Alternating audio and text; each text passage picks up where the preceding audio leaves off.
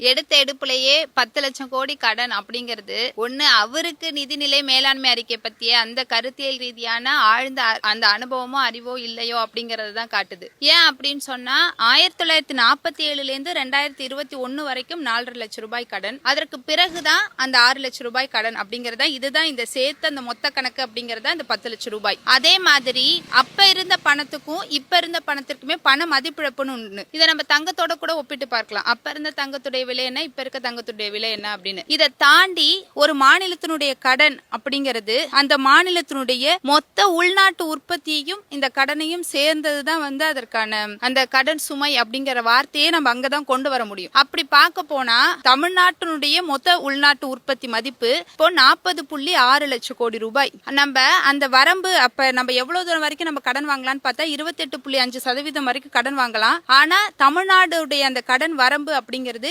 26% தான் இருக்குது. அப்ப அந்த கடன் அந்த வரம்புக்குள்ளதான் வாங்கியிருக்கோம். அதே நேரத்துல உள்நாட்டு உற்பத்தி உயர்ந்திருக்கு. இதை எல்லாத்தையும் தாண்டி திமுக ஆட்சிக்கு வந்தப்போ அந்த டைம் கோவிட் பீரியடு, நிறைய நிதி பேரிடர் எல்லாத்தையும் சமாளிச்சுதான் நம்ம வர வேண்டிய ஒரு காலகட்டத்துல தான் இது பதவியேற்றுச்சு.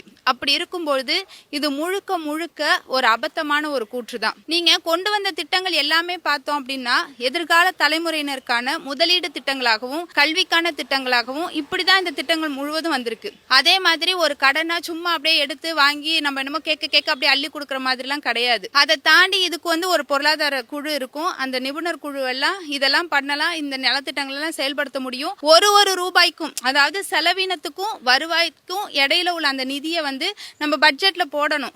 ஒரு ரூபாய்க்கு கூட சட்டப்பேரவையில கணக்கு காட்டணும். இதை அந்த தலைமை கணக்காயர் அலுவலகம் சரிபார்க்கும். அந்த தணிக்கை குழு சரிபார்க்கும். இதுதான் ஒரு கடன் வாங்குறோம், அதை செலவு செய்யறோம், அதை முதலீடு பண்றோம் அப்படின்னா அதற்கு பின்னால் இருக்கக்கூடிய கூற்று. இத பத்திய கருத்தியல் அடிப்படை அறிவு கூட இன்றைய தமிழ்நாட்டு முதலமைச்சருக்கு இல்லையோ அப்படிங்கறத தான் அது பிரதிபலிச்சுது.